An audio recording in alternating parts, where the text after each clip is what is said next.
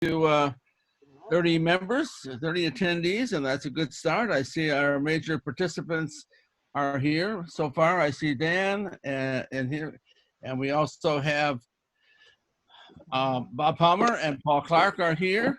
They're going to begin the program. I thought I would mention that next month, and I'll mention that again. Next month we will have we'll have it on July 1st. It happens on July 1st. Most likely we will still be on virtual. We're trying to put our heads together to determine whether we will allow anybody to seek qualification virtually. That we haven't done that up to now, but we may go that route. It still is. We've made a poll that go out, so we're collecting votes, and then we will also submit those suggestions to the district governor, district director, and he will tell us a final decision. We will have Ed Idenhausen, our one accredited speaker. He will be speaking on one of the elements of the Better Speaker series. He was supposed to be this month, and he had to postpone it to next month, so that will be there. And we worked out such a timely special event, and that will be our new district director on the very first day of his office, July 1st. He will come in and give us a bit of his vision for the upcoming year. So that's that'll be something we can look forward to hearing from Jose Presidiado. But in that case, we are ready to go on to our meeting. If Paul Clarke is going to be our first speaker, and I have to have his, what did I do with his introduction? Here it is. Point of order, Mr. Chairman. Yes, Bob? You want to do a flag salute? Oh, well, sure. Why not? If you have a flag, we'll salute it. But I'm not going to pledge it out loud. I'm going to mute, because last time I heard anybody, a club, do the Pledge of Allegiance and everyone wasn't muted, it sounded like one of these cacophonies of at a ball game or something with so many echoes. So I'm going to mute myself before I. Go ahead, Bob. I pledge allegiance to the flag of the United States of America and to the republic for which it stands, one nation, under God, indivisible, with liberty and justice for all.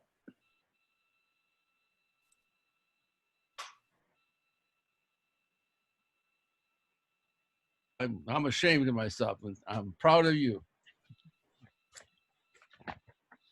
No, people that don't know our politics are about as askew as you can be, but that's okay. We're good buddies for 40 years or something.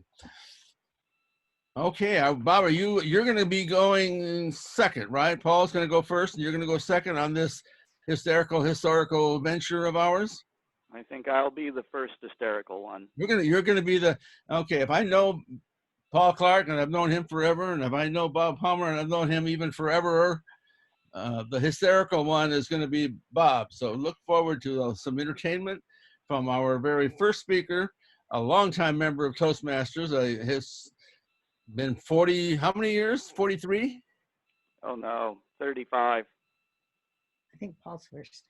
35. 35? Yeah, Paul's first. Oh, I thought you said you were first. Paul's going to be first?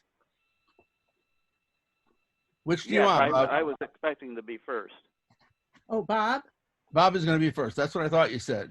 No, Paul is going first. Paul's going to go first. Okay, I have an introduction for Paul. So, all right. Our first speaker this evening is a 35-year Toastmaster in DTM. He was the District 12 governor in 1996-97, in which year he led the district to select distinguished status. Paul has a strong interest in researching, writing, and presenting California history topics, and has seen a number of articles and a book in print. Among his publications in 2013, the Orange County Historical Society published his Toastmaster history article, saying it, the early years of Toastmasters International. He will be with us via audio with a PowerPoint presentation assisted by Sunny Gale, entitled How Toastmaster Districts in Southern California Formed. Paul Clarke, let's hear it. Thank you much, Mr. Toastmaster. Sunny, I guess we're ready to go? Yes, the slides are on screen.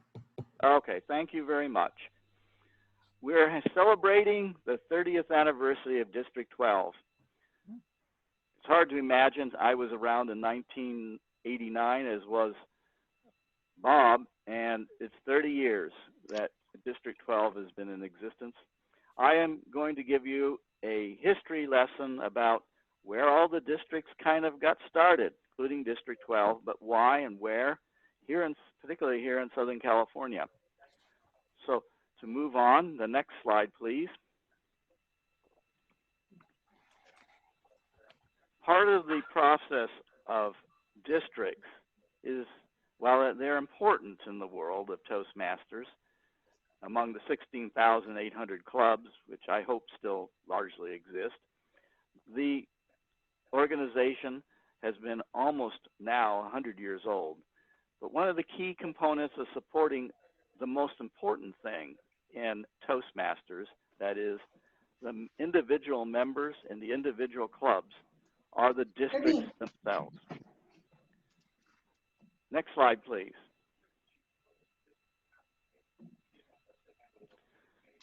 A little bit of background and history for the Toastmaster organization. We start with Ralph Smedley, our founder, born in Illinois. And a couple of years ago, after the Chicago convention, I went down to Waverly. It's in the southern part of the state, flat as a pancake, and found this monument, which you see on the slide here. It was installed in 1969.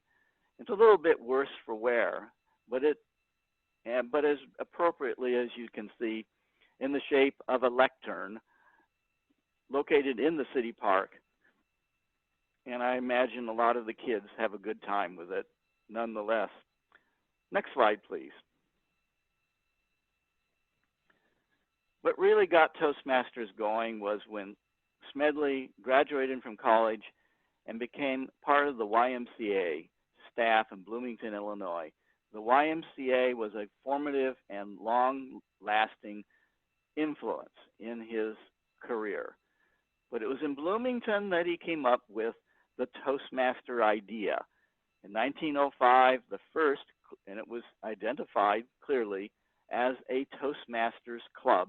It was an experiment, so to speak, because it lasted as long as Ralph Smedley was there at the Bloomington YMCA. But the unfortunate thing was, in time, he left to go on to another YMCA staff, and the club folded in Bloomington. And that repeated itself as Ralph Smedley moved from one place to another over a 20-year period, in which case I say it was Toastmasters was in his suitcase.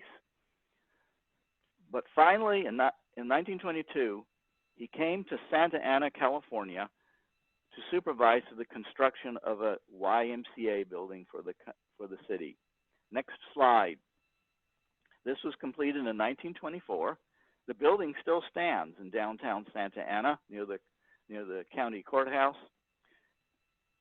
And I encourage you to drop by it if you're in the area.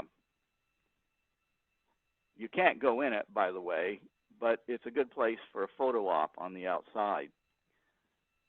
Next slide. I'm at Smedley becomes a civic leader. And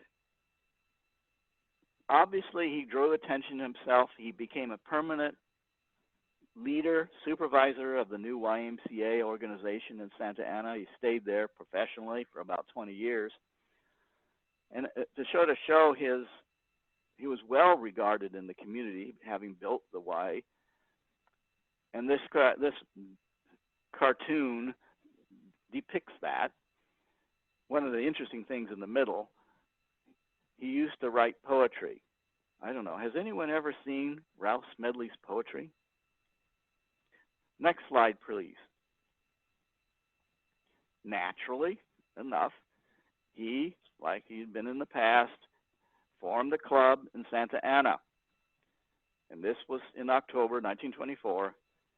And the meeting got off the ground. And a note to those who do launch meetings of new clubs, this first club, they elected officers the first night.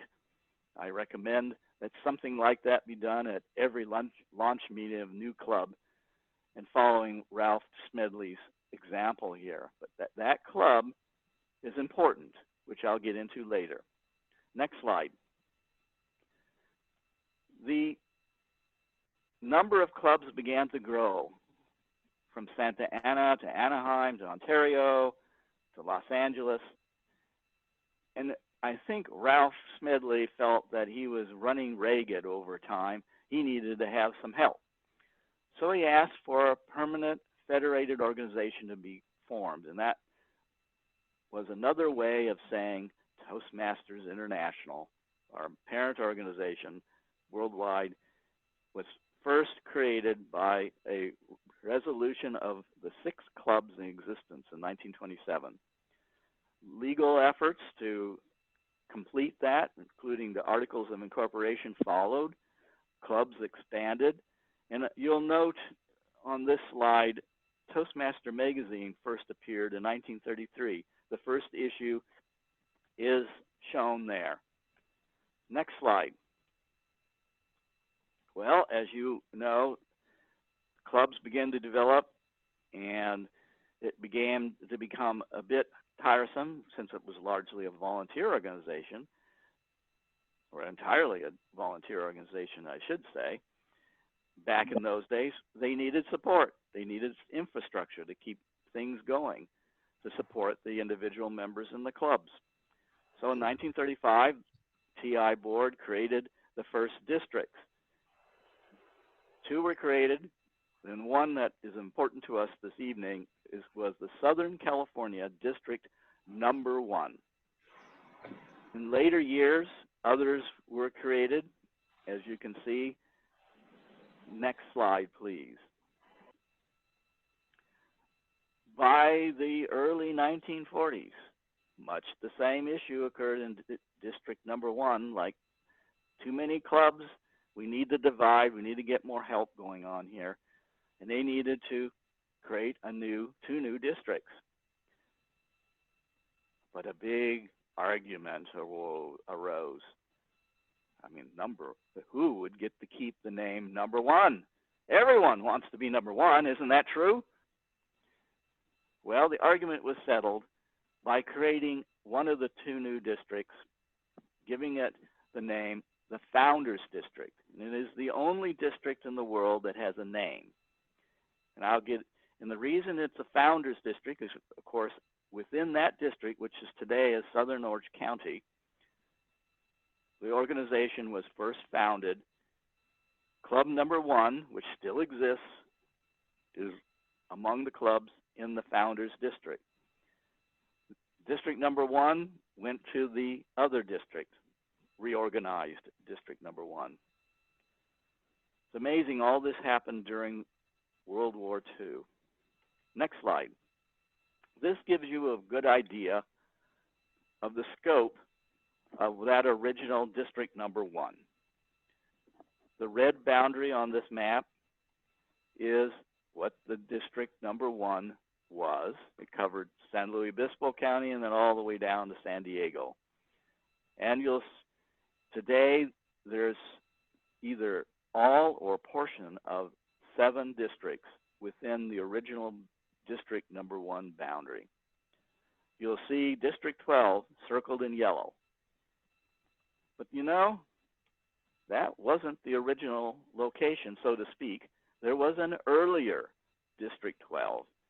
District numbers have been recycled, I've discovered, as well as club numbers being recycled. Next slide, please. Part of the reorganization to expand the network of clubs in Southern California split off a number of counties in 1943, and that was given the number District Number 12. The map here shows that district as it existed in the 1940s. You'll see that there was 12, and next to it was 27, and then there was a blank area on the map with a little dot with a circle on it. Well, that was Las Vegas. Eventually, by 1973, those areas the first original, or the old 12, 27, and Southern Nevada were all merged into District 33. So from 1973 to 1989, the District 12 number was retired, so to speak. But then it reemerged, as Bob will tell you. But before I hand this off to Bob, I want to say something about a bridge. A fellow who was a great Toastmaster. I've met him numerous times. He supported my district and my district governorship, as well as my division governorship. He lived in Division D. He was the district governor in the original District 12. He lived, by the way, in Ridgecrest. So maybe he's kicking around up there with all these earthquakes going on up there. I don't know. But he assisted the creation of the district, and he helped locate one of the original banners, which we apparently still have. I understand Mr. Osher has custody of that. And neither confirm nor deny. Confirm or deny. Well, it's one of the mysteries. He was past district governor in our new District 12, and he held that, supported us until 2003 when he passed away. He stands as a bridge and a support between the old and the new. I now conclude my presentation and pass this now on to Bob Palmer.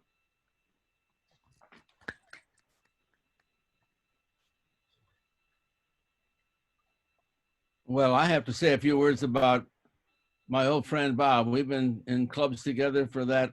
Now I'm back to the 40-something years, right? How many, Bob, is it now, Bob? 43? 47 years. 47. Okay.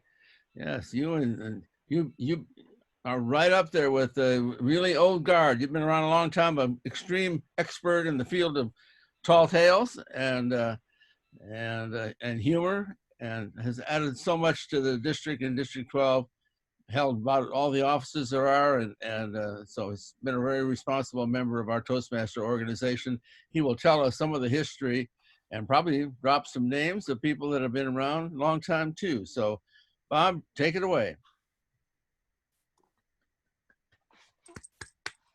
Thank you, Mr. Governor and fellow Toastmasters, and happy birthday, Charlotte, and guests from all around the world. Welcome to District 12 Speakers Bureau. I'm broadcasting live from the stage of the VA Hospital in Loma Linda. It's great to be back, folks. How do you do that? I have to start my slideshow and then I'll hijack the meeting.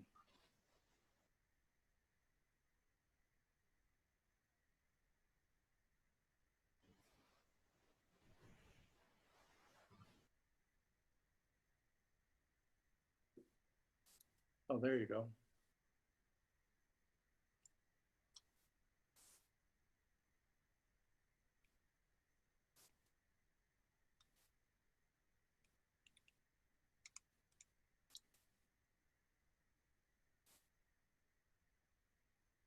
Are you guys seeing my PowerPoint? Not yet. Okay, this is where I hijack the meeting by doing the share. We're all getting used to this, aren't we? There we go.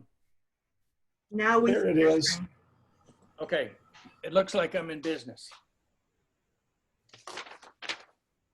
This presentation is to mark the end of District 12's 30th anniversary year and also serves as a brief recap into the history, which was presented last year at the spring conference on a number of foam science boards, presentation boards. It's good for new District 12 members to see this presentation and also for seasoned veterans. And one of the objectives is to let you know where the archives are going to be from now on.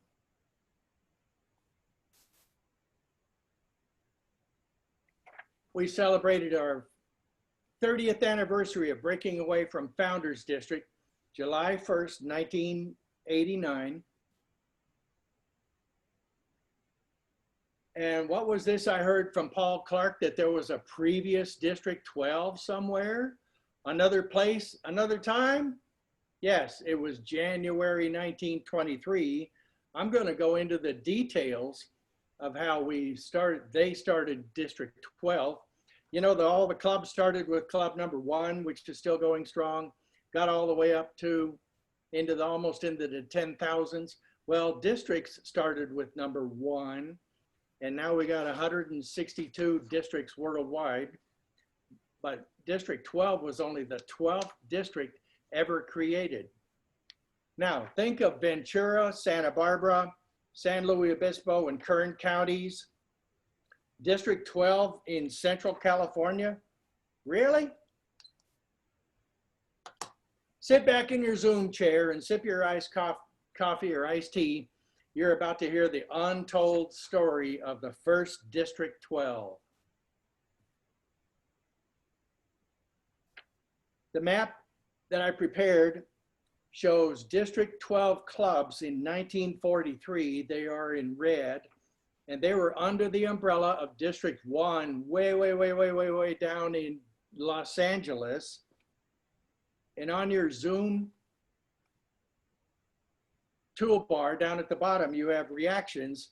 So give it a thumbs up if you would like to go all the way from Los Angeles, way up to Paso Robles, way up to San Luis Obispo, Santa Maria, Bakersfield, Taft, Santa Barbara, Oxnard.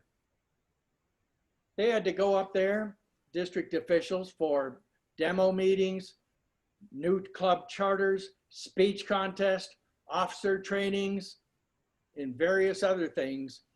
And wouldn't you like to drive up there? Think of the Uber and the Lyft charges you would incur. That was a joke. You're supposed to laugh.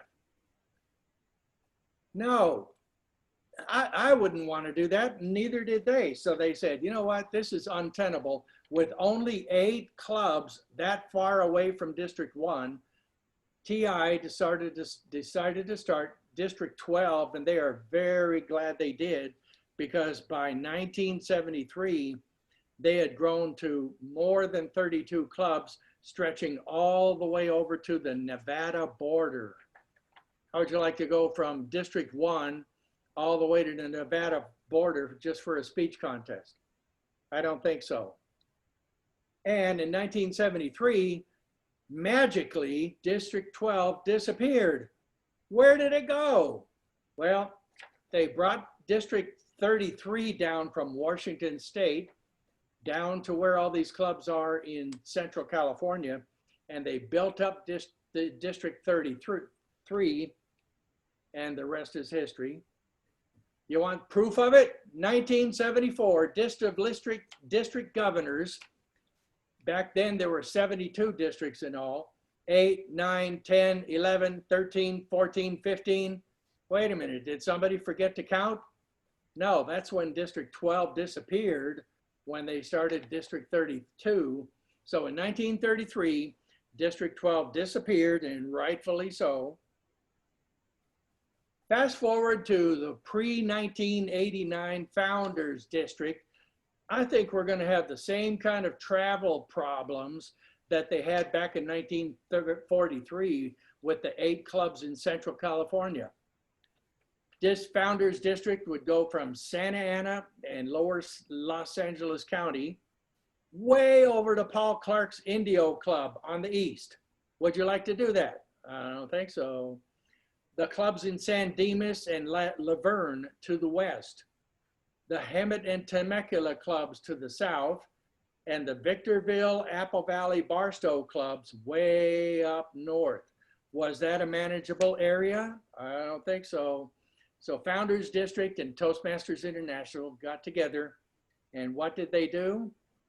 They split off divisions C and F, which was those large areas I just showed you, from Founders, and those divisions could be sectioned off into more geographically manageable area, like the 1943 clubs.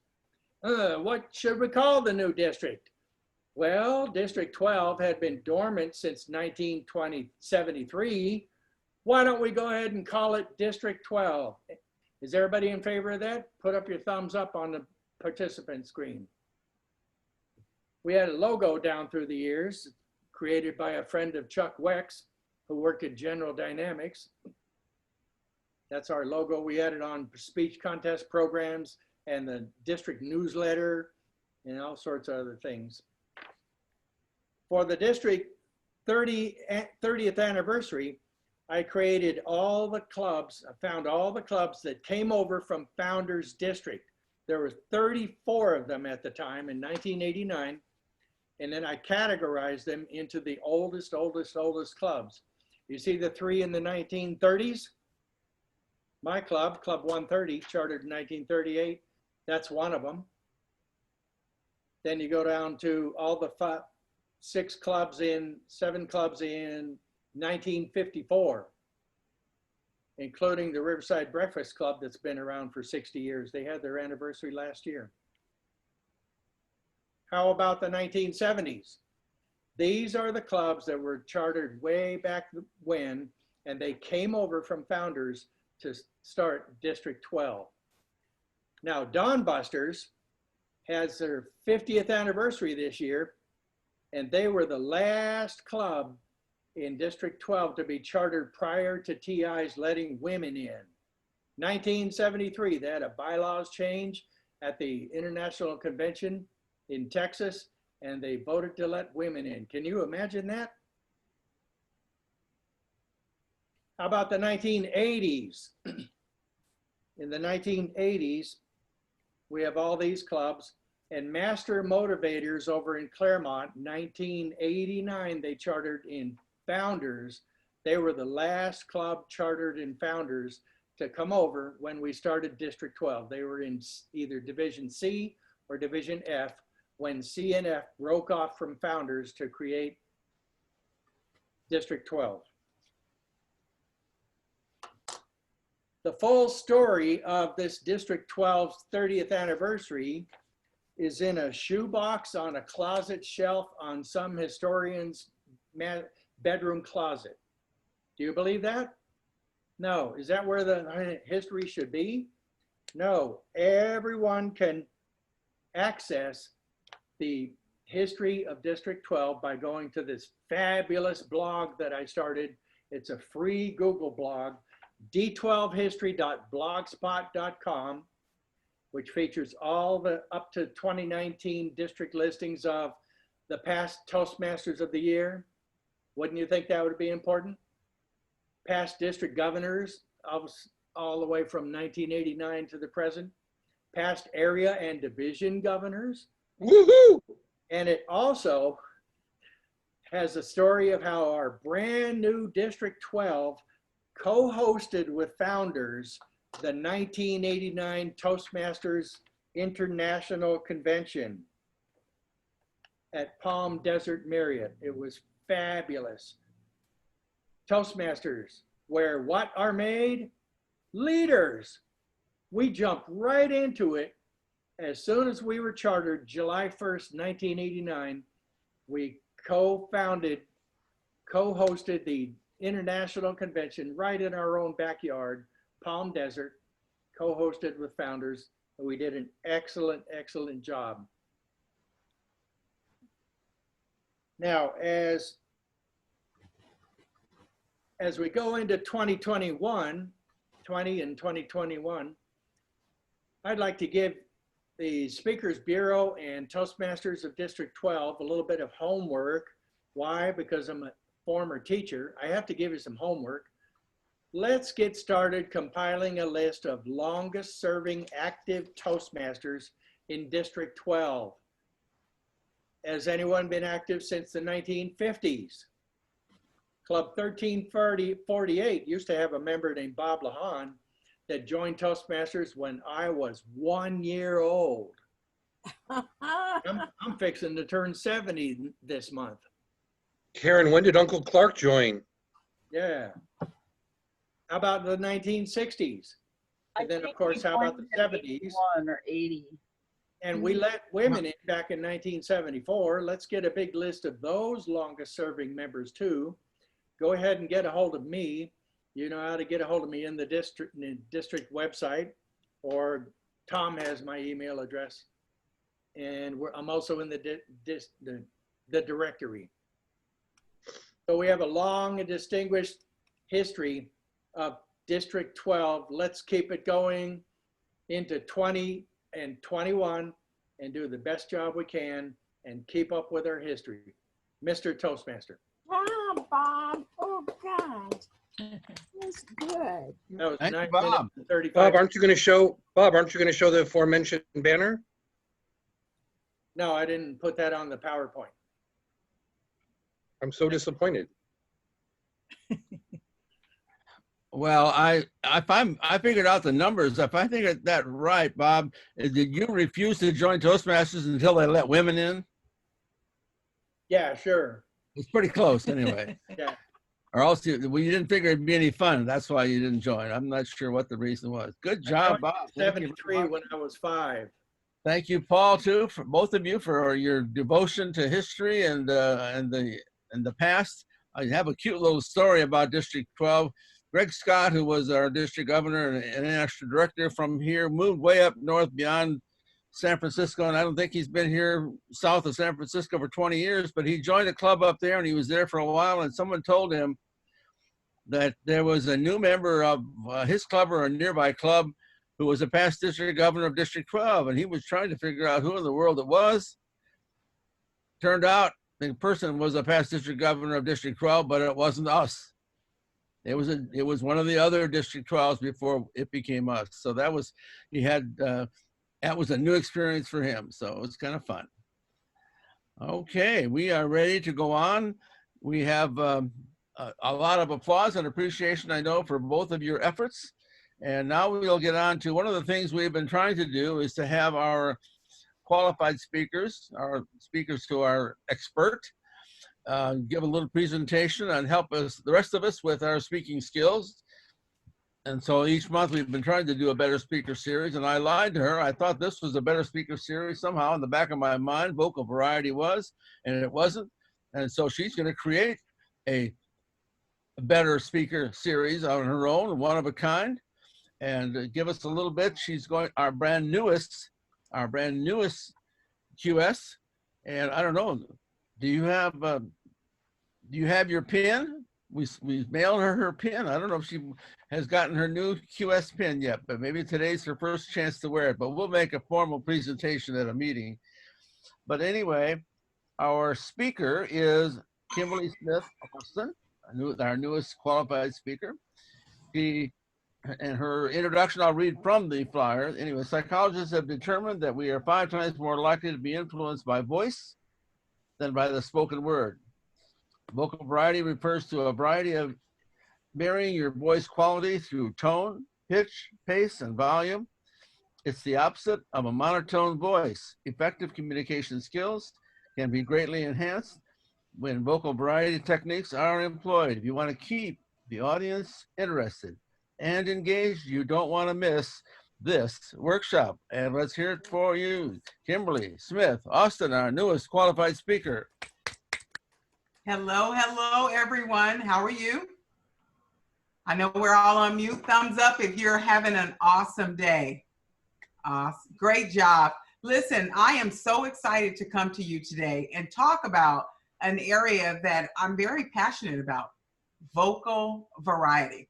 I know that we are professionals here, and I am going to turn my screen over. I have some slides that I'd like to share with you. Tom, am I in a position to share? Yes, you are. All right, very good. I think Sumi are, let me just get this going. If it's technical, don't ask me, ask Sonny. All right. I am going to share my screen now. Very good. The title of my presentation today is, What Does Your Voice Say About You? On the slide, I believe on the flyer, it says, what does your vocal variety say about you? But I decided to dial it back just a little bit and think about our voice. but it resonates and really speaks to the vocal variety. I am excited to share with you just some thoughts and things that I've put together. So when we look at this, I want to show you what we're going to talk about. What is vocal variety? We're going to look at some common speaking areas. We're going to look at key elements of vocal variety. If you see my screen moving around, I'm trying to find the best spot for this bar. All right, so vocal variety in speech. I have a pop quiz. All of you are Toastmasters. I just listened to the history and I learned some really great stuff. Some of you have been around for 30 and 40 years, so I know you're going to ace this exam. Let's take a quiz. Vocal variety in speech means A, changing your attitude, B, using different languages, or C, changing your speed, intonation, and volume, or D, changing your topic. I want you guys to use your chat section. Throw in there your answer, A, B, C, or D. This is an engaging workshop. Guys, I spent many years as a corporate trainer. I am currently a college professor. I do a lot of teaching, but I also teach in the corporate and community wellness space, teaching about health and vitality. So I love interactive, engaging presentations where you all are involved. And in the chat, I see several of you have said C. I see another C by Robert Field, C. Sharon Young says C. Michael, C. I see tons of C's, and you are correct. I knew you guys would pass this with flying colors. You advanced Toastmasters, you are. The next one says, one can improve vocal variety ahead of time by A, saying the words softer than louder, B, repeating words, C, humming, or D, all of the above are correct. Again, drop your answers in the chat bar. I want to hear from you. Michael says A, Peter says D, Martin says D, Sharon Young says A. I see Ross Cotter says D. I see the answers are commented. Mark and Karen Lucas says A. Sarah Cordella says D. David Flores, I see an A. This is a tricky one, guys. We got a split. Some say A, some say D.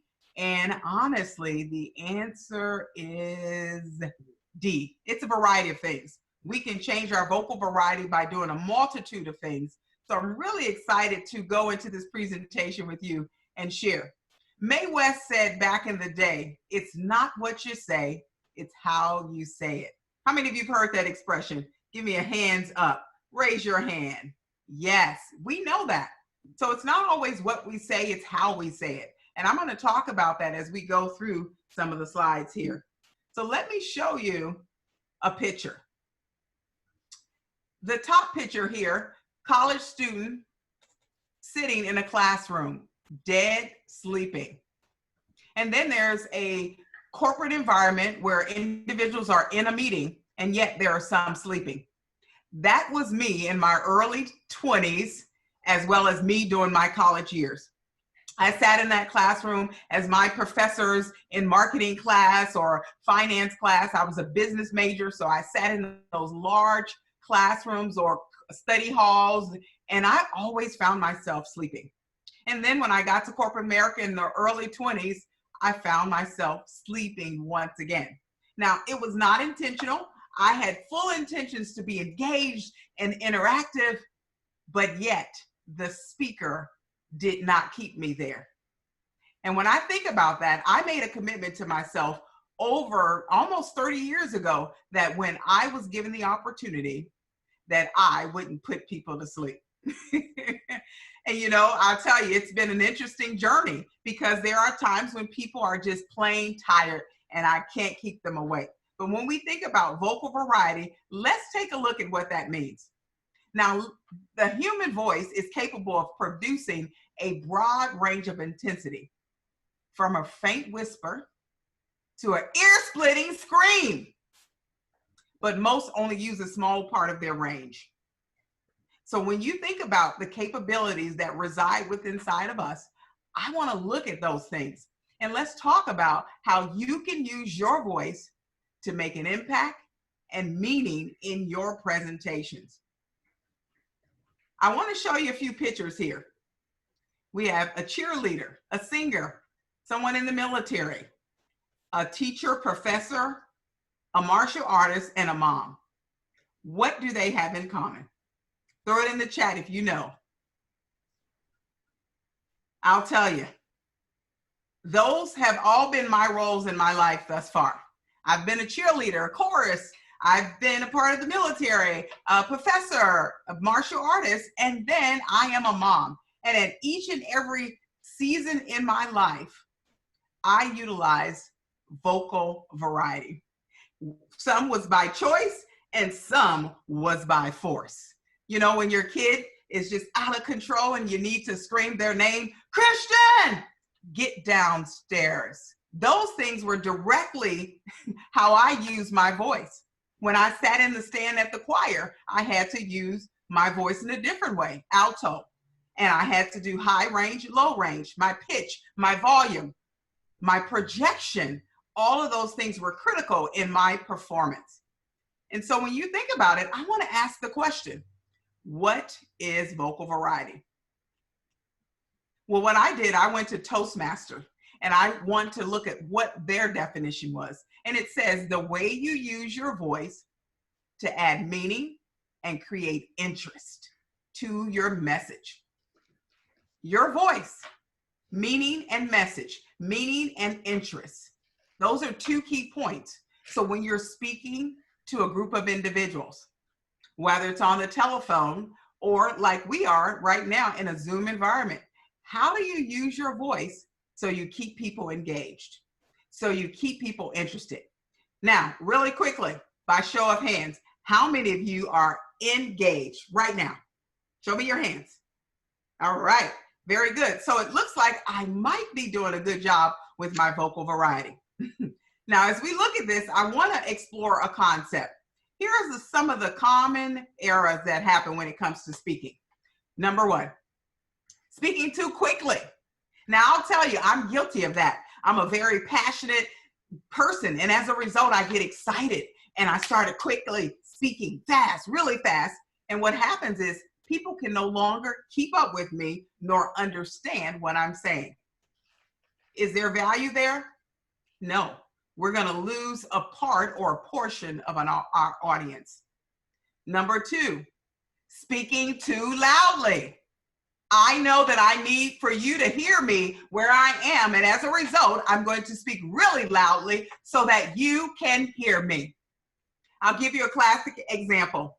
Back in the early 90s, I was a corporate trainer traveling all around the world. And I remember once being in a hotel I think I was in London in a hotel, and they had those impartations where they can add the walls to the room. No, it wasn't London. It was, I can't remember the location, but they pulled the walls, and someone in the next room came over and said to me, ma'am, we need you to turn down your microphone. And I looked at her and I did not have a microphone. Now, the challenge was I had to project my voice so that the 900 people in the room could hear me. I didn't have my microphone at that time. However, I did have one present. So we have to recognize when speaking too loudly versus speaking to be heard. The second one is speaking at a constant volume. I like to think of that as monotone. That's what my college professors did to me back when I was 18, 19, and 20.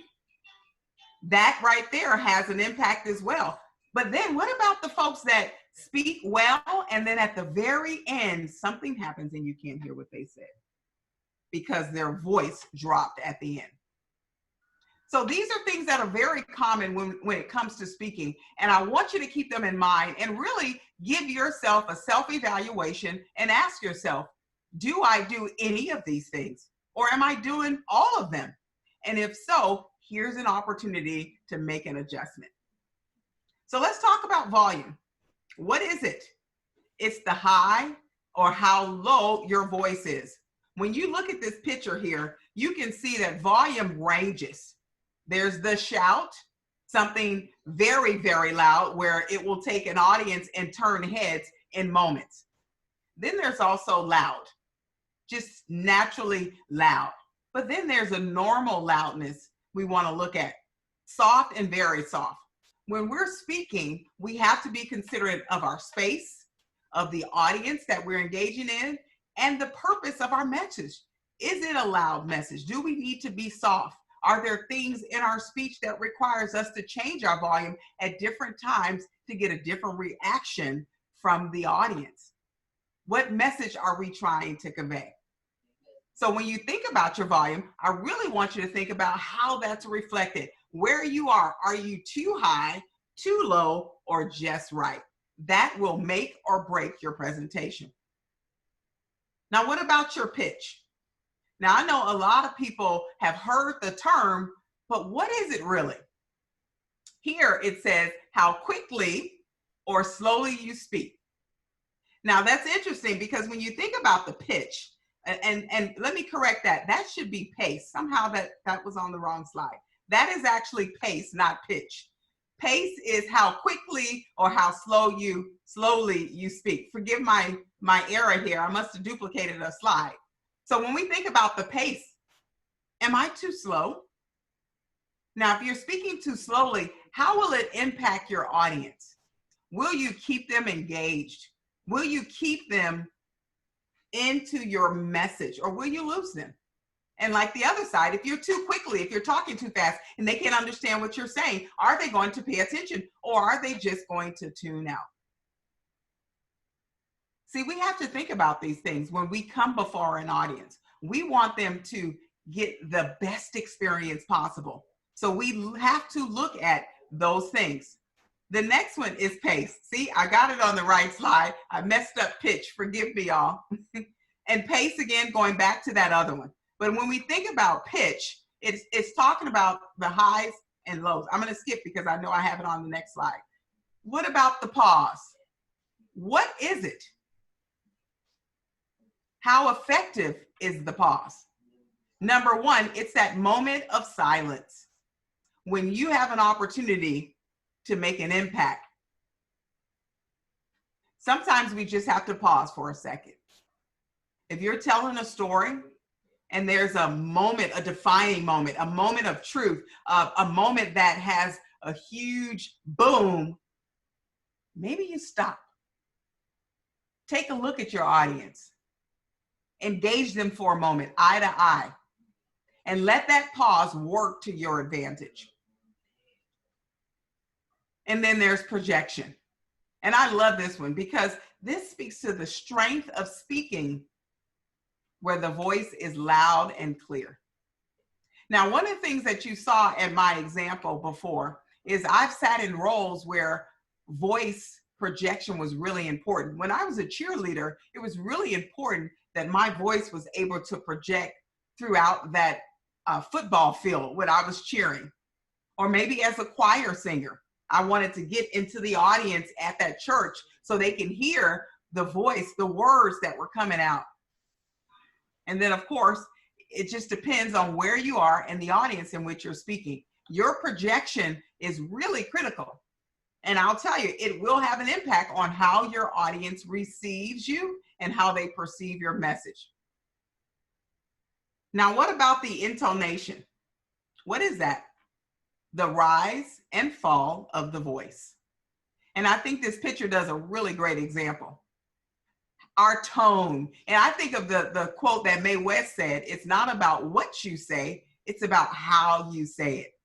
And I think about that all the time. I have a 13-year-old son, and I am constantly saying to him, when I give him responsibilities or he's doing chores, he has a great response, but sometimes that tone that he comes back with is not acceptable to me. And I go, I don't like your tone, young man. And that's exactly what it is. I can say to him, come here, son. Or I can say, come here, son. That's a huge difference. And we want to think about how, when we're given a speech or a presentation, how we use our tone, our pace, our pitch, all those different things to impact what we're saying and how we're saying it. Because it will take our message and package it together beautifully, or it can destroy the whole piece. Vocal variety is essential when it comes to speaking. If we can find a happy place, a happy marriage, we're going to keep our audience engaged. Now, as I think about those points that I've given, pace, pitch, you're thinking about your intonation and all those different things. I've heard a lot of soft-spoken speakers that said to me, I don't know how to improve. How do I use those tips that you've given me, those 6 things, and I put it into action so that I can be a more well-received speaker? Well, let me tell you, here's just a few tips, and not everything, but just a few that can enhance your experience. Number 1, give yourself permission to speak louder. Sometimes this thing called fear, being afraid of what someone thinks or not sure, the lack of confidence or the lack of the material, knowing your material, will cause you to hold back. Or maybe you're just a soft-spoken person. But I want to say today, I want to ask you to give yourself permission to speak louder. Now, you don't have to do it in every setting, but when you're standing before a group of individuals, an audience on the stage, mic in hand, give yourself permission to speak a little bit louder. And then number 2 is speak from the diaphragm. Now, we all have them, but the question is, do we all use them? And I'll tell you, in my roles as a singer, martial artist, and currently active runner, and a number of other things, yoga, all these different things require me to breathe from the diaphragm, to get a deep breath. And so I want to challenge you guys for just one moment. Put your hand on your stomach. Put your hand on your stomach really quickly, right there. And I want you to take a breath. But when you take the breath in, I want you to, your stomach should go out. Breath in, stomach out. So on the count of 3, 1, 2, 3. Now blow it out, right? There's certain ways that we can and actually access our diaphragm. If you look at this picture, inhalation versus exhalation, you have to know how to, again, breathe in, stomach goes out. Most people do the opposite. Stomach goes in when they breathe. We want to access that diaphragm so that we can get the most. And that's not just for the soft-spoken speaker, that's for everyone. If you can tap into that deep breathing, you can change the way you speak. You can change your vocal variety. You can have an impact. Now, what about folks like me? The loudspeaker, the one who's always on 10, who always have volume. Well, what I say to you and to myself personally is we have to learn how to modulate your speak volume for contrast. I can't always speak at the same volume because when I do, I start losing people. Although I can keep their ear because I'm loud, but sometimes I need to be able to have some inflections in my voice. I need to have some highs and lows. I need to have soft. I need to have a different pitch so that I can keep my audience engaged. I need those pauses so they will continue to watch and wonder what's next.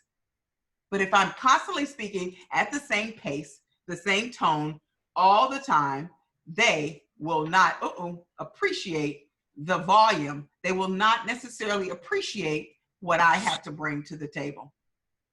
So regardless if you're a loud speaker or a soft speaker, there's always room for improvement. And by simply putting that vocal variety into your speech, you can make a difference. Think about that. What area can you make an improvement on? Is it your pitch, pace, pause, intonation? Think about how you can make a difference. And right here, I put a slide up that says a good speech needs light and shade. And what I mean by that is it needs all the things that we've incorporated today. It needs the high, the low, the ups, the downs, the pause to make impact and effect on the people that we have been privileged to speak to. So as you prepare your next speech, I want you to think about what you can include and how you can change a few things to have a greater impact. Here's a quote. As variety is the spice of life in food, so is it in speaking. Change it up, but most of all, don't overdo it. So with that, I am so excited to say, use your voice as your tool, as your instrument, so that you can have a great impact for the people that you are serving here, now, and for years to come. Toastmasters, I thank you, and I want to turn it back over to Mr. Tom Jameson. Yay. Okay, let's see if I can get my picture back here. All right, very good. You know, we were kidding about that should have been a better speaker series, and I think you put it together so professionally. I love the colors. It made it look like it was a better speaker series. So congratulations. And are you wearing your pin? Did it come to you yet? I am not. I didn't get it yet. Oh, okay. We mailed it. We hoped it would get here by today, but we'll certainly make sure we announce it when you get it. We'll have you there. Thank you for your so much.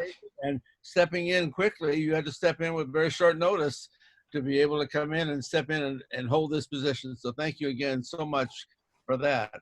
A comment I have to say, I must have spent 20 years, close to it, coaching student speakers in Rotary Lions, Optimists, and so on. And a couple of your comments certainly were appropriate.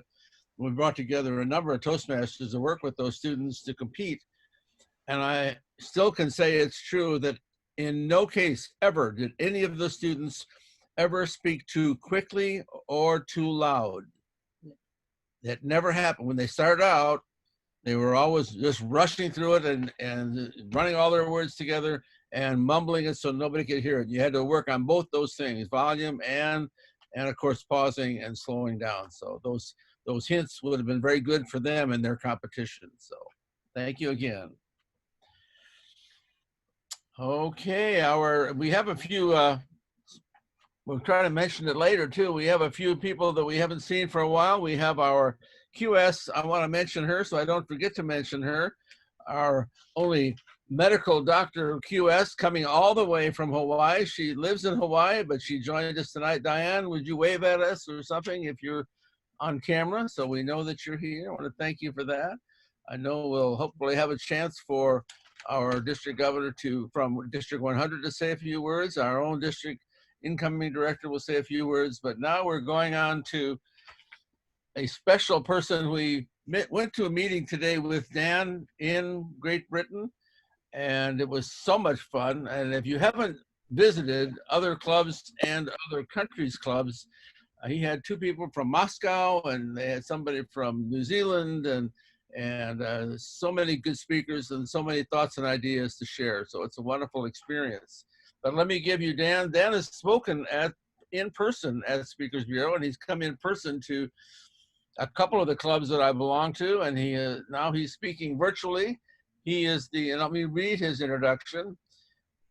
He is the new 2019 UK Humorous Speech Contest, and he will give his competition speech, which is not necessarily meant to be humorous, in the district's final four. Now, if you don't know it, Great Britain is a district, and so the entire Great Britain, he was the humorous winner in 2019. He's been a Toastmaster in London, the UK, since 2017, and is currently president of his London club, Croydon Communicators.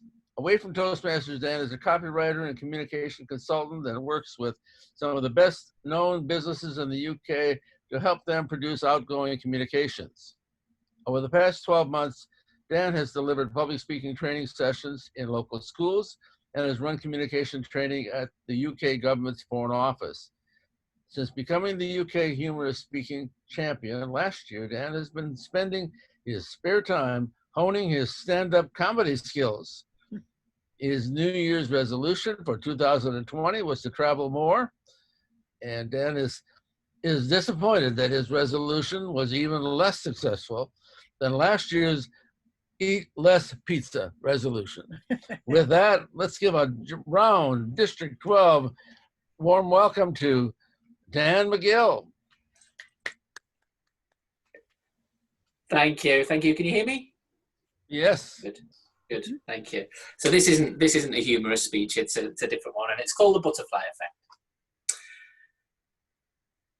Can I paint you a picture? I'm locked inside a tiny room, gasping for breath and absolutely petrified about what might happen in the next few minutes. High up on the wall, I see a small window, and I'm wondering if I might be able to open it and squeeze through.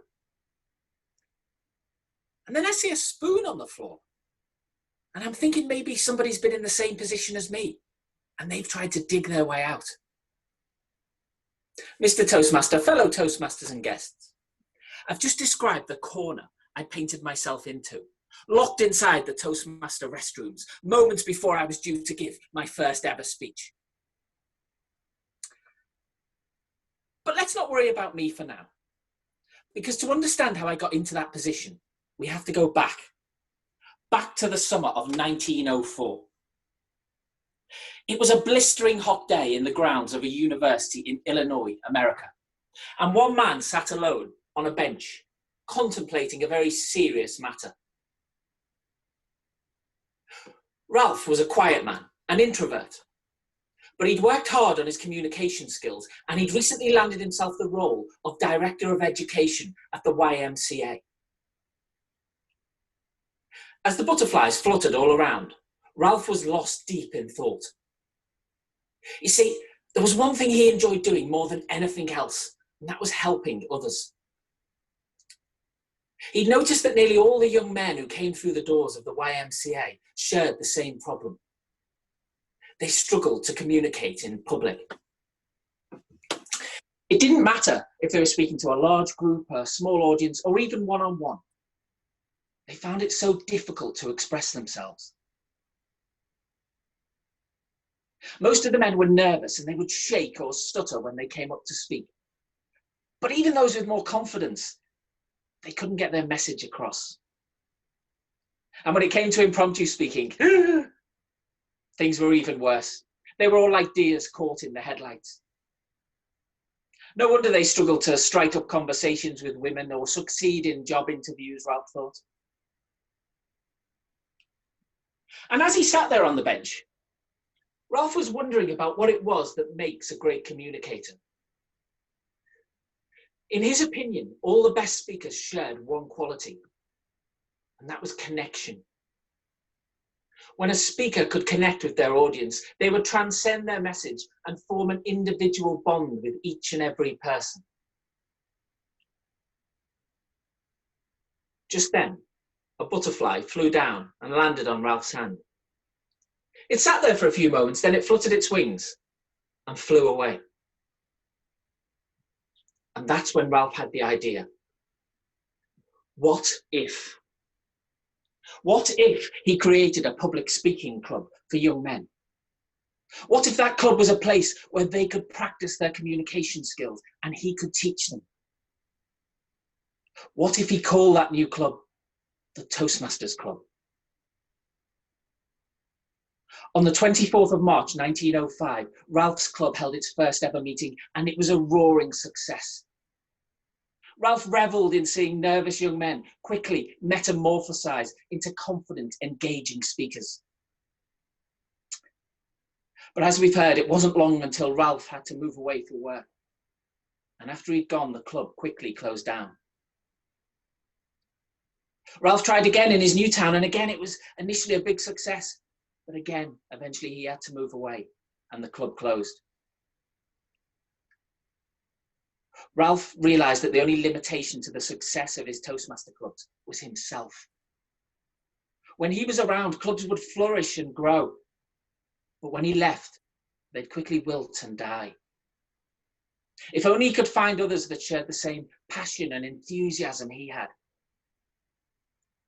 But then, in 1924, everything changed. Ralph was relocated to sunny California, and again he went back to the same idea and set up a Toastmasters club. But this time things were different. More men than ever before wanted to join the club, until pretty soon there were more members than could possibly speak at each meeting.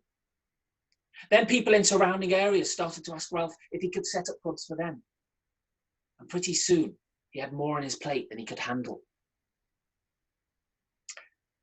But this time, it didn't matter, because there were others willing to step out of the shadows and take over the leadership of those clubs for him. Members who realized that Toastmasters is about so much more than simply taking what you can get. It's about giving back. It's about perseverance. It's about helping to shape the future of not only the organization, but of each and every person who walks through the door. Over the next few years, clubs started to pop up across the United States. In 1930, the first international club opened, and in the 70s, the men realized they'd finally built up enough courage to invite women along too.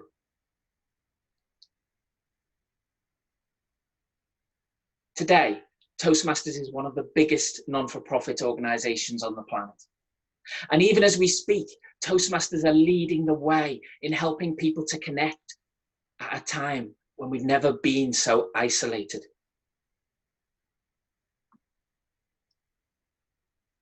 Back in 1904, Ralph was still sat on his bench. And he noticed the little butterfly was still there next to him. It had been there the whole time. He'd just become so consumed in his own ideas and excitement, he'd stopped seeing it. 100 years later, I was still locked inside the Toastmaster restrooms, the butterflies playing havoc with my insides. But as I looked up at the window and down at the spoon, another thought occurred to me. What if? What if I go back inside that room and I speak? What if going back is the only way to really move forward? So I took a deep breath, unlocked the door, and stepped out of the shadows. For the first time in my life, I was going to talk. And as the great Ralph C. Smedley said, when we talk, we give ourselves away. We reveal our true character to the world in a picture that's far more real than anything any artist could ever paint for us. Mr. Toastmaster. Oh, thank you so much. Wonderful. Thank you. The Zoom technology for your presentation. You had given that one to 797, and I certainly was impressed then, and I'm glad you were able to come and visit us tonight. What time of the day is it for you, Dan? Don't worry. 4 a.m.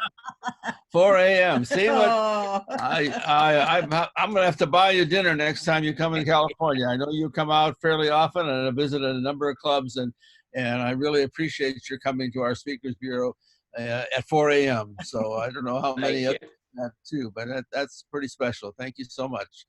Thank you. And I am glad you were able to come. What an experience. The way it could perfectly fit with our early presentations about the history of Toastmasters, to bring it alive like you did. So that was pretty special. Hopefully we have good luck with you, and you'll be at International. We'll see. Yeah. Yes, yes. Okay, we have our next event, and I do think our next two presenters are available. Let's see, Marilyn, you are here. You are going to talk a little bit about two special people in the history of our area. One of those was a QS, and you're the one that brought me to aware of bringing this discussion up. Kate Presto passed away a little while back, and she was a member of our Speakers Bureau and a QS, and was not able to get out much. That's why most of you didn't see her at Speakers Bureau meetings. And then Darrell Zeller, I think you're here too, and we're going to have you talk a little bit about Ruth Capp, past District Governor Ruth Capp. And Ruth, to her credit, or to her shame, she has brought me back into leadership. She convinced me to run for division governor and other things. And so without her encouragement, I might have been a backslider and fallen back and not participated as much as I have in recent years. So Marilyn, you want to go first? Are you there? Marilyn, unmute yourself and And want to begin this part of the program? I will do that. I have just 7 little slides, I guess, that of this. Behind me, I have a virtual of the 3 Ks. Can we see a little more of your face? Maybe you lower Well, that. no, I'll show you that in a minute. Okay, okay. I don't know what that's all about. Okay. Computers, right? Okay. Okay, let me share my screen. Share. And start my slide. Oh. Okay, not bad for a boomer. Okay. Presto loved hats, and so I found this one on Facebook, which is another little funny joke. Do we ever get off Facebook even after we pass away? Because I found some of these pictures from Facebook. At any rate, I found a really nice little quote from Toastmasters: to speak in such a way that others love to listen to you, using vocal variety, and listen. Actively listening is good. And that's, if I thought of that, I certainly would not put anonymous. I would put my name there. Presto, or Catherine is her real name, Catherine Presto, was born in 1929 and passed away on Palm Sunday on the 2020. 2 years before she passed away, instead of, this lady was very active, instead of taking her car down and getting it washed, she decided, well, I can do it myself. Well, she tripped on the hose and ended up breaking up a hip and never really recovered from it because she had ended up in a couple of nursing homes. But on the bottom, she was an author, a photojournalist. She interviewed, I believe, just about every NASCAR person, and was a true professional and a true lady, that really a self-taught person. She after raising a family of 4 children, she taught herself the whole NASCAR and cars and tires, so much so that she was asked one summer to drive it was one of the Toyotas, but she drove a car across Europe just to check it out. And she and about 3 other people did that. So I just, whoops, okay, wait a minute here. Let me go back to the family. So I started out with her family. These are her 2 daughters and 2 sons, and then some older pictures that I found from Facebook. And she was a very loving person for her family, and her Toastmasters, her family also. And at the very bottom left, the right-hand corner, I had a hard time realizing who that was. She always wore her wig. I think she had 2 wigs, but she always wore her wig.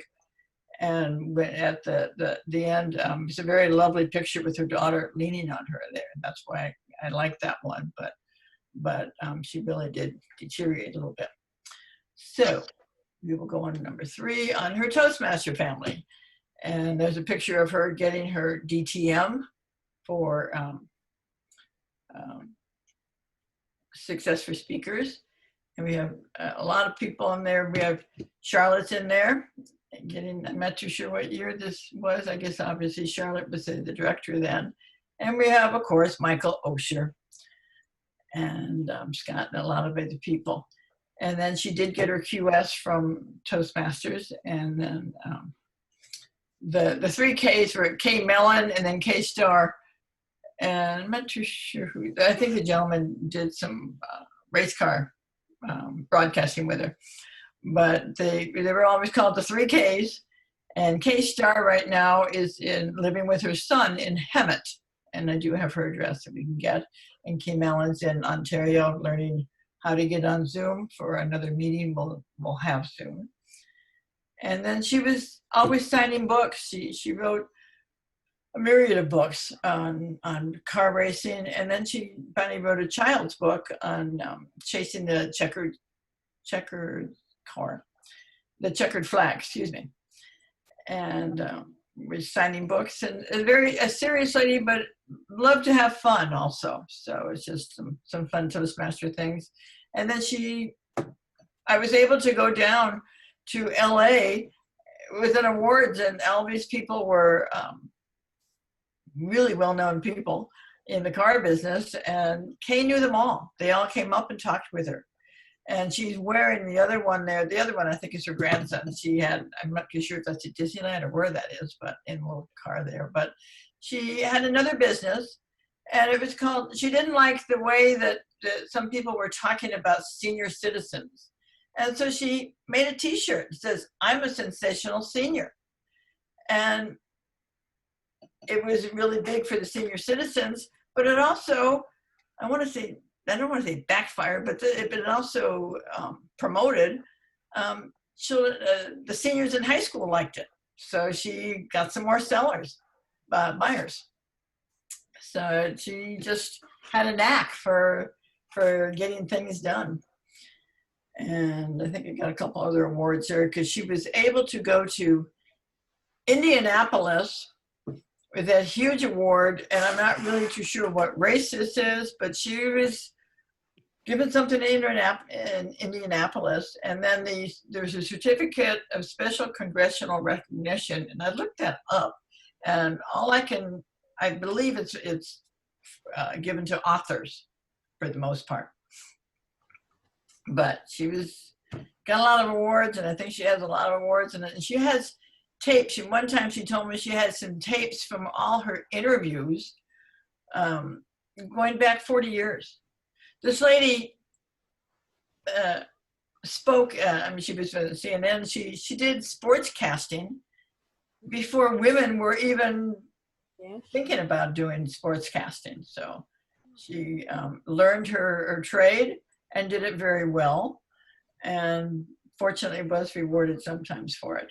And the little corner one, I guess, is her husband, and she dancing at some award. So passed away a few years before she did. This is just more things. She did, I was very fortunate to go on a couple cruises with her, and found out at that time that everywhere she goes, she looks for the merry-go-round. And this was in Santa Barbara. One of them in Santa Barbara, I think the others too. But we had to go on the merry-go-round. And I had a little problem with some merry-go-rounds that they go too fast. I don't want to get up and shake my head too much, but it was different. But she always looked for her merry-go-round to have some fun. And then we went down to Chinatown, and she wanted her picture next to the mannequins, and we did that. She also helped out on Thanksgiving at feeding the homeless in Ontario. And then I really thought I'd never do this, but on her bucket list, she wanted to do a Segway. Is that what yeah, it's the Segway one where you drive your body does all the pushing and driving. And so we went to Santa Monica and had a couple hours of Segway, and that was different. But she was a very, very, always professional, but loved to have some fun. And this is just some pictures I just got of her. This is one she's getting off it. And when we took the cruise to stop at Santa Barbara, of course, there's no dock there, so we had to get off on the little boat. And she found a couple fellas to help her on the boat. So her persuasive Toastmastering. But she was a true speaker, leader, producer, you name it. She was a very, very, and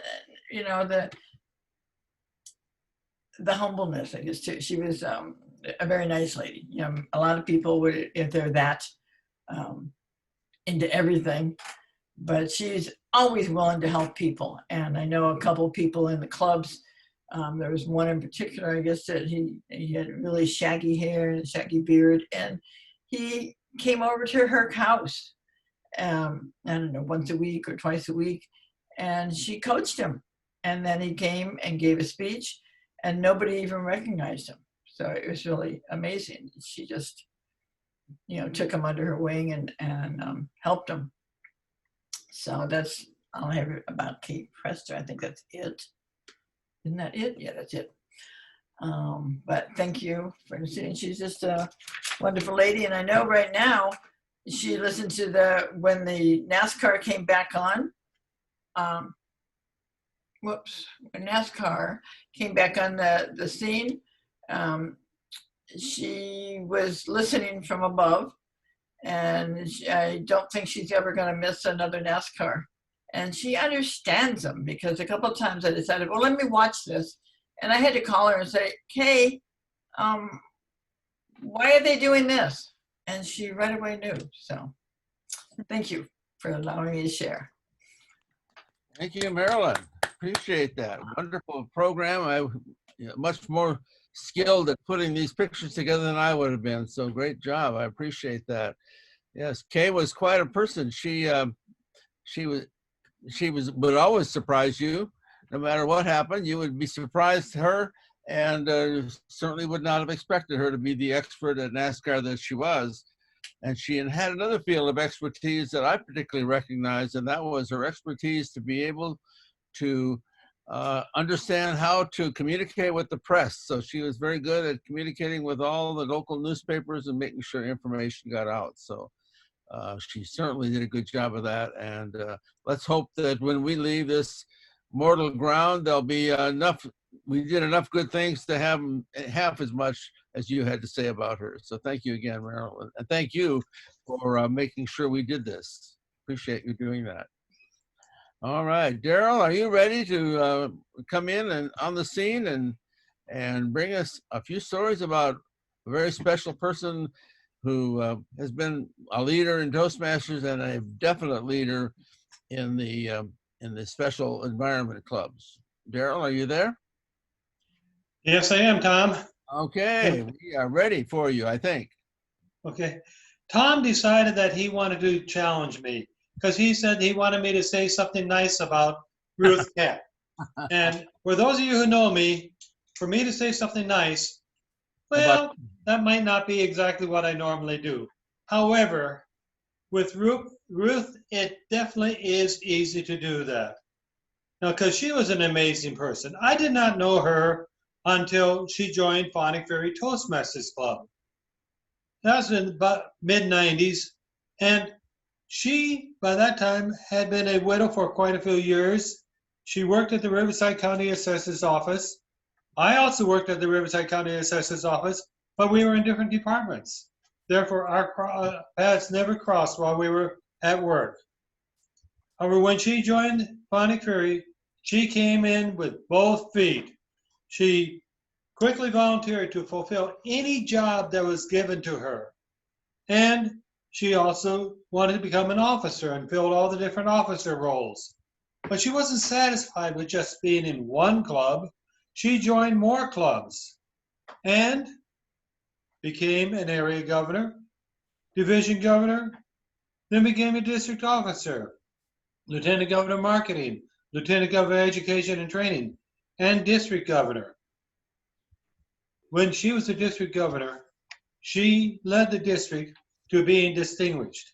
This was an achievement that had not been happening for the prior 2 years.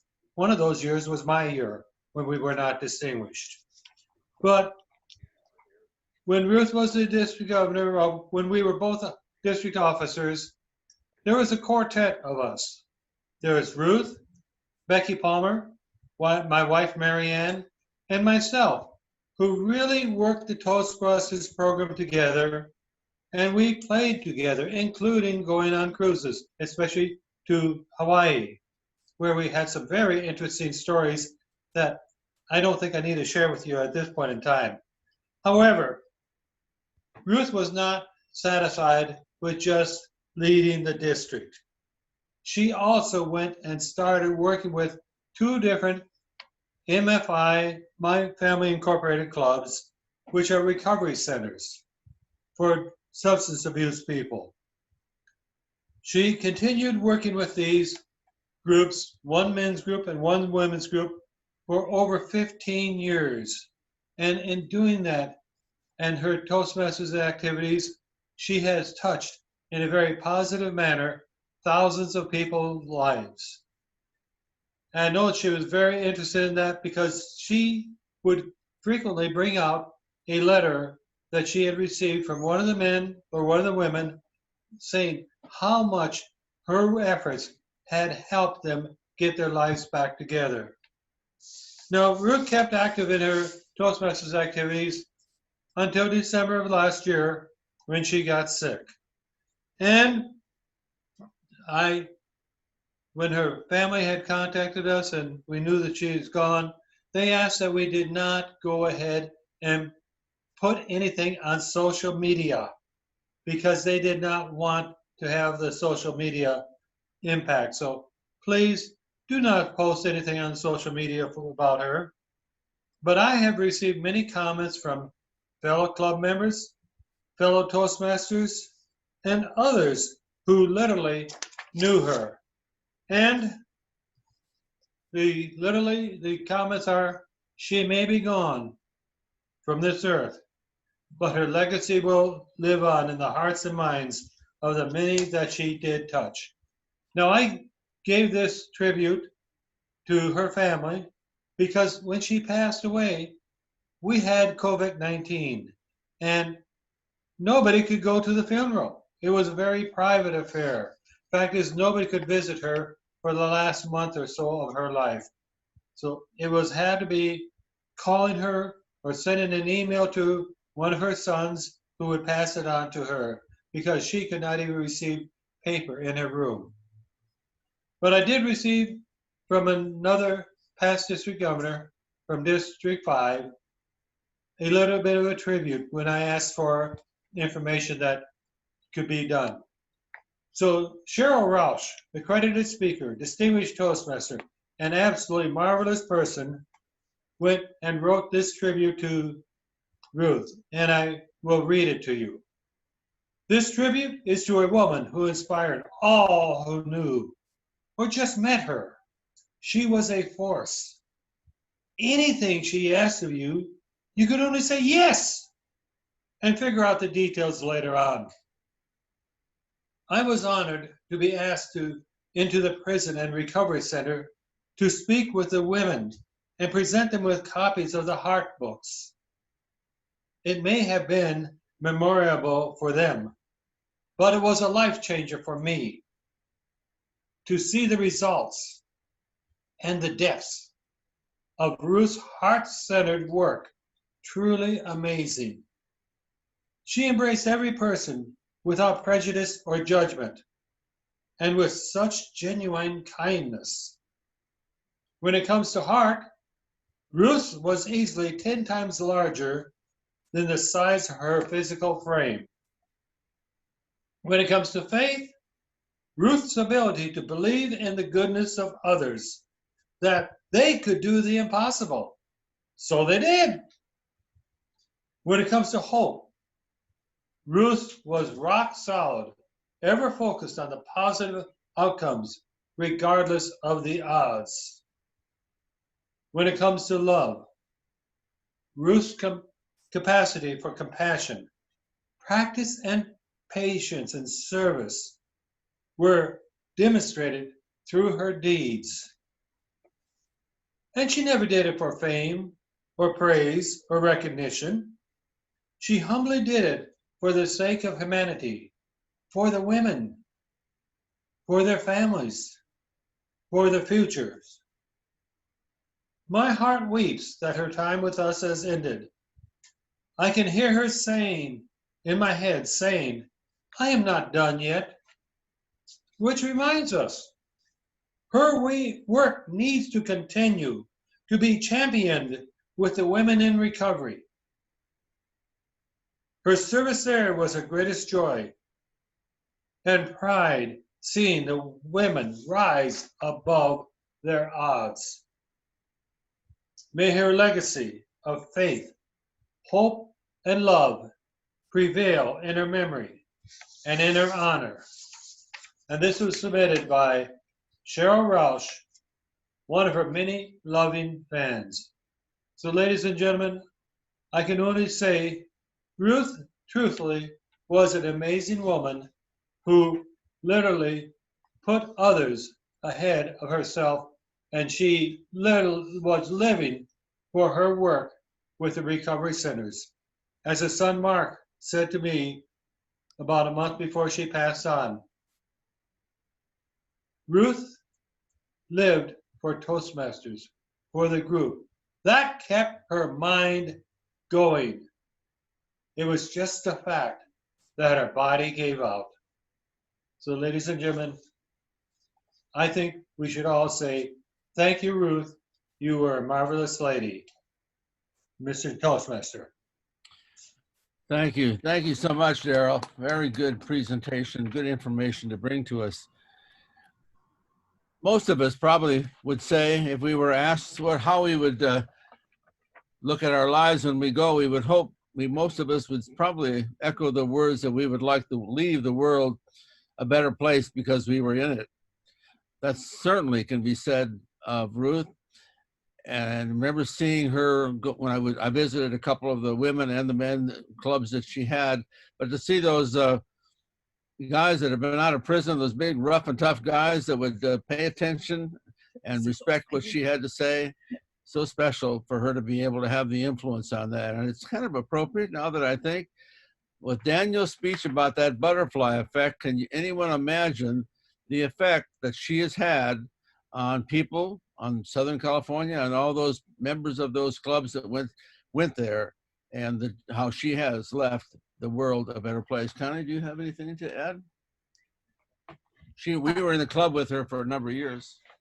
Yes, for both ladies, for Kay and for Ruth, I knew both of them quite well, and I feel just so fortunate that I was able to know them and their impact that they had on so many individuals in Toastmasters and outside of Toastmasters.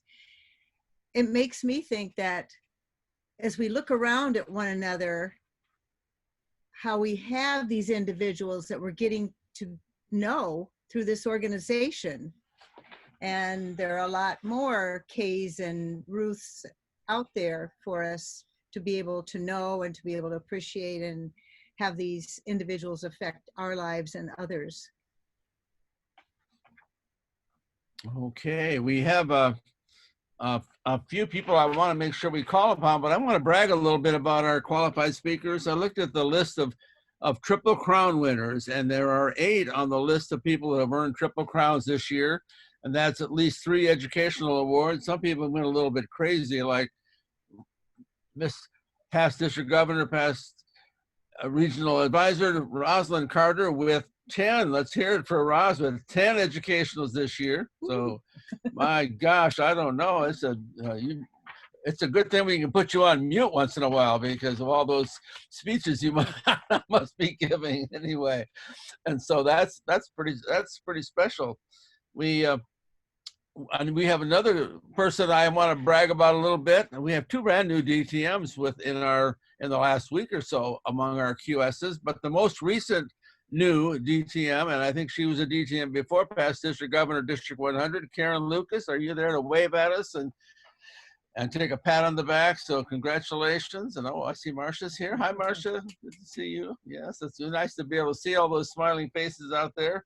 We want to hear a little applause for Rob Gunneman, who has helped to do one thing that just really made my life. When I found out that we were able to access last month's Speakers Bureau meeting by going to a link on YouTube, and this month will be the same. So thank you, Rob Gunneman, wherever you are. I'll wave at you and thank you for that.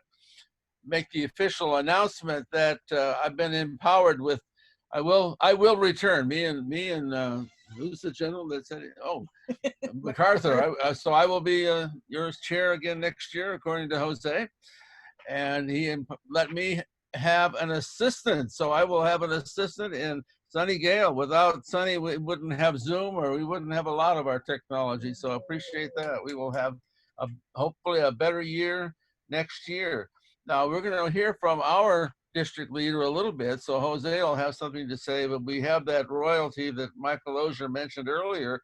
So David, would you like to say a few words to tell us about how great your district is, or what you're doing, and maybe remind us when that your Speakers Bureau meets, and then we can go, now that we have Zoom, we can go down there. Now, I did have one thing to announce. I found out recently that another one of our members, I think Richard Snyder, is a QS in District 100. And Michael, you're a brand new QS in District 100. So maybe we'll have a few others that want to go qualify down in District 100. But David, you want to say a few words on behalf of your district? I'm more than happy to. Tom, thank you very much for being invited here. Yes, we have our QS meetings the first Saturday of the month. It'll be this Saturday. So if anybody would like to come on down and visit us, we have our link on the website. Just let us know. We'll be glad to hear you. I want to congratulate you guys. 30 years, fantastic. District 100 is going to be finished up 3 years. We've had a very successful year, a lot of hard work, and I was really proud of the district, as I am of a lot of the districts around. As you know, I have to interact with all the other districts to the region, and I'm very proud of all the districts here in Southern California, in our area, the region too, plowing through all this difficulties that we've had to go through. We've had a lot of challenges at the end of the year, but everybody kept on plowing away, so I congratulate you for 30 years, and I congratulate you for your efforts that you did as a district also, along all the other districts in our region that just kept on going full bore, straight ahead, and didn't let these challenges stop us at all. We have the ability to keep on speaking, and I think that's very proud of not only our district and District 100 and all of our leaders and such, and looking forward to our future leaders. Are going to be an excellent year again next year. But again, congratulations for 30 years, and congratulations for continue to meet as the Speakers Bureau in this new environment. Tom? All right, thank you, David. Appreciate that. Hopefully I'll try to send that out to the QSs, that link, so that maybe a few of us will attend that meeting on Saturday. Okay, Jose, are you there to share a few words with us? I know next month you're going to be able to be main feature, but let's hear for a little bit about here. And you guys are in the last month of this particular calendar year for the Toastmasters, so for your district. So let's hear a little bit from Jose. Thank you so much, Tom. And who's counting? But we have 26 days, 12 hours, and about 43 minutes. And so tonight, I would like to talk about, talk to you as a program quality director person. We're still on a quest to finish this year strong. From the beginning, we set up ourselves to become President's Distinguished, and we're not that far. So we are really pushing as much as we can, and we're asking for your help to help us get there. We are extending our open house incentives through the month of June. You know what they are. And we are also doing officers training, because we're now, I'm not going to use the word force, but we are encouraged to use this new platform. We are going to do our training starting June 8th with presidents, and we're going to do in office every day, Monday to Thursday, and then the following week, we will do the last 3. So we will do the training over 7 days. And then on June 20th, I would like to extend an invitation to every one of you to join us. We will have our TLI. It's going to be a short version of our regular TLI. It'll probably be about 3 hours. And we have a program that we established, and I'd love to see you there. Again, we're having to do things that we never did before. I was sharing with somebody that I downloaded Zoom on my computer about 3 years ago. Never used it, not even one time. And all of a sudden, Jeremiah and I are talking about holding rooms and breakout rooms and all these different gadgets that we have to do. But that's what leaders do. You don't let things that come your way stop you. What you do, and I know with Zoom, I had to challenge my limits big time. And I know in some kind of way, shape, or form, you have to challenge your limits. But you did, and you're here. And so we thank you for that. And again, we are on a quest to finish this year strong.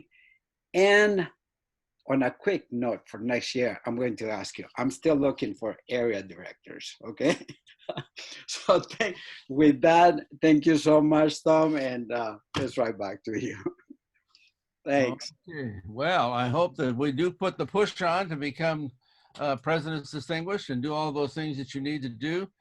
I'm going to say something a little bit shocking. I'm going to, if anyone who knows me very intimately, if I come out and say how important it is for everyone to get involved with Pathways next year, you're going to hear those words from my mouth, because in analyzing, it's so important to me that clubs become distinguished.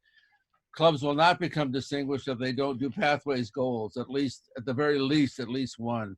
So you need to make sure that all of your people are getting involved with Pathways and following it and working at it. And I intend to take a big, deep breath to earn my DTM under Pathways to go along with what I've done in the past. So even though I'll be dragging along by my ear, kicking and screaming, I think it's important that we do that.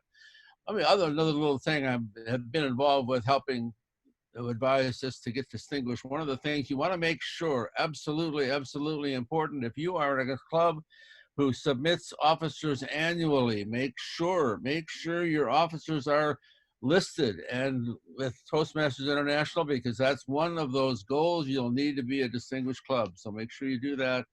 Obviously, you should choose your officers and submit them for officer training, but you need to make sure they're listed with Toastmasters and that they get the word too. So with that, we're looking forward to next month. I appreciate all of you coming. Some of you have come a long ways. I see we have a guest here, Sarah was that from Washington, D.C. or Washington State? Washington, D.C. Washington, D.C. Well, from all the excitement we've heard, I hope you're staying in the house. That's all I can say. But anyway. Thank you. Thank you. Yeah, anybody else here from, I mean, Sarah, go ahead and say something, but I want to know if there's anybody else that isn't normally a part of our Toastmasters or from outlying areas, other countries. So go ahead, yes. Sarah. Oh, thank you. My name is Zeller. I am from China, but I live in Washington, D.C. for 15 years. And right now I travel to international Toastmasters. I travel more than 20 countries already. So I use this pandemic, the situation I know we also facing on it, but I think another way is great opportunity to learning international Toastmasters. That's grateful. So it's very, Toastmasters people, this is the best way to learning. Well, we're so glad to have you. Thank you so much for having me. Do we have any other guests from? Maybe Jess is just still there. Jess? Rainbow? We had someone here from. Yeah. She left. Oh. Just Rainbow. Okay. She left. Okay. Well, if there is no other parting comments, does anybody have any particular comment? We have a couple minutes left. I know I don't want to leave. I mean, you guys are here record setting and seeing us end on time, but if there's we haven't heard from Marcia for a while. Hi, Marcia. Say a few words. Hi, I miss you guys. But here's the thing. I am president in Circus City, and we will try to get to distinguish. We had new member induction tonight, but we ended the meeting early and everyone jumped here. I don't know if you saw like a bunch of names coming, because they said, oh, by the way, let's go to Speakers Bureau, so we came here. I miss you guys a lot. And I'm still training to be a QS one day. Okay. Miss you. Okay. This is Charlotte. Okay, Charlotte. I just want to tell you, all of you, I really enjoyed this meeting tonight. I'm not tired from driving to Loma Linda and sitting down and having this wonderful time and reacquainting myself and saying hi to people I haven't seen for a while. Thank you, Tom, for this great meeting. And Tom, Michael, go ahead. well, since I've retired as the co-chair of Speakers Bureau in 12 with you, that freed up a minute of time, and the new district director, District 100 director-elect, Judy, has called on Mark Lucas and I to co-chair Speakers Bureau in District 100 next year. Oh, wonderful. And we're going to bring a lot of our expertise and experience to help 100 rock it next year. And I think I'm Batman and Mark is Robin, or is it the other way around, Mark? No comment. No comment. I probably should. You mentioned Mark and you. I should probably run in a commercial for our Zoom meeting on our debate on Father's Day. Anyone who wants to come in and debate athletics, we are debating whether all sports, professional and amateur, should be postponed, competitive sports, until 2021. So if you have a feeling on one side or the other of that issue, we will contact me and we'll make sure you get the link to go to that Zoom meeting on the third Sunday in the evening about 6. So anybody else have anything to say? Mr. Chairman. Sonny, you have anything to add to the conversation? Oh, Bob Palmer had something. Oh, Bob, okay. Mr. Chairman, we need to send Charlotte off with a nice little happy birthday. Happy birthday to you. Happy birthday. Can't sing. Happy birthday to you. Okay. For Zoom karaoke. I don't think we're gonna win any. Thank you. Hey. Thanks. Okay, any other comments before we close the meeting? We got a couple minutes left. All right, we will see you all July 1st, and we will hear from, maybe very well, who knows whether we will have a QS going for QS in July 1st, but we will have another meeting. We'll hope to do the best we can. And see you all. Thank you for coming. Night. All right. Thank you, Thank everybody. you.